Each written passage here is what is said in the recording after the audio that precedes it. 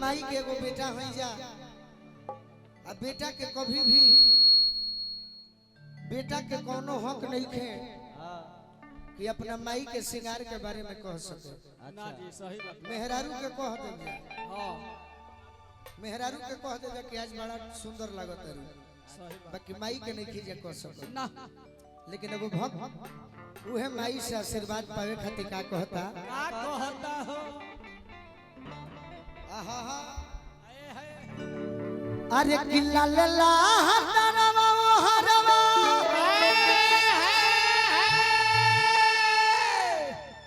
अरे लाले बहादरवा ये राम किल्ला ले हो रंगवा तो मैया के सोरा हो अरे सिंगारवा ये राम की लाल हो रंगवा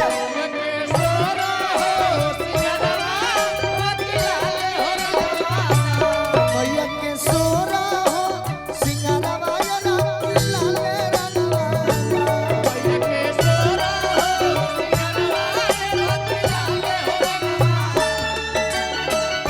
लाल लहरवा वो हरवा लाल बहतरवा ये राम की लाल रंगवा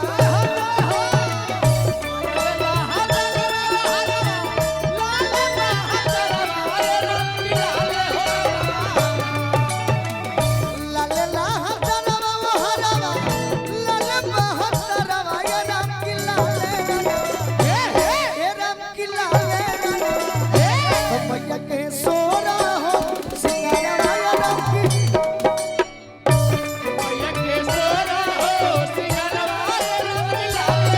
मैया के सोरा हो सिंगारवा ये राम की लाल रंगवा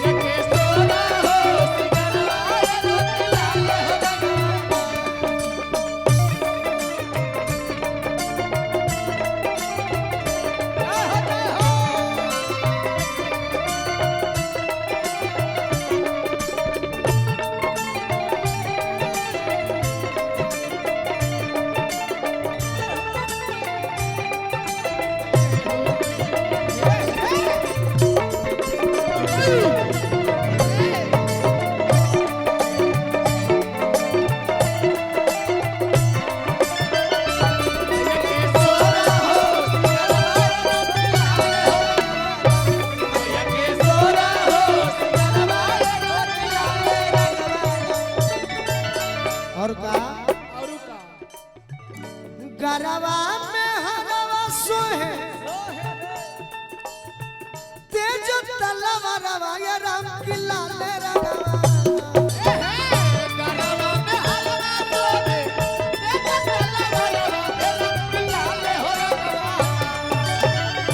गरवा में हरवा सोहे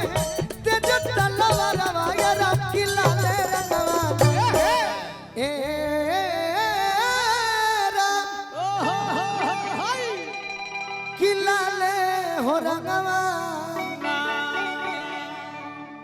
तो मैया के खड़ा गा खपड़वा ये राम की लाल हो रंगवा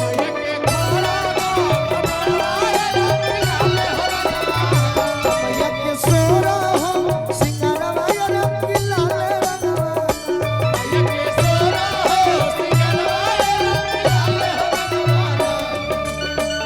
टना टन बाजे घड़ी घंटा टना टन बाजे घड़ी घंटा मंदिरवा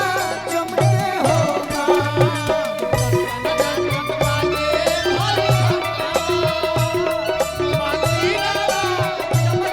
मैया के सोरा हो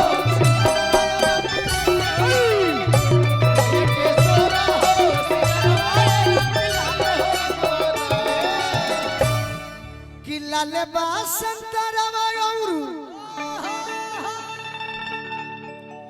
और हौलिया नरवा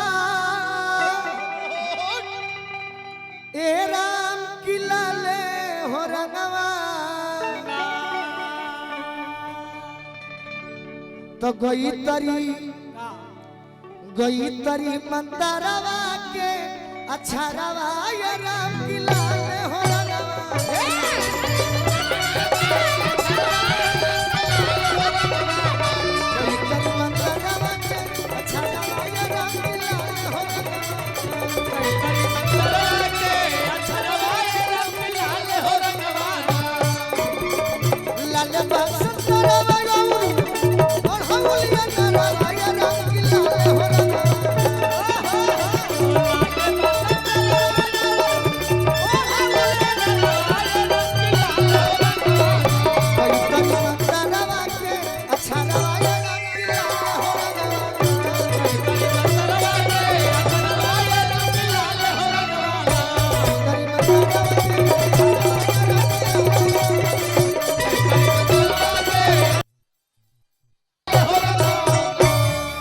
हनुमान जी के सुनी ओकरा बाद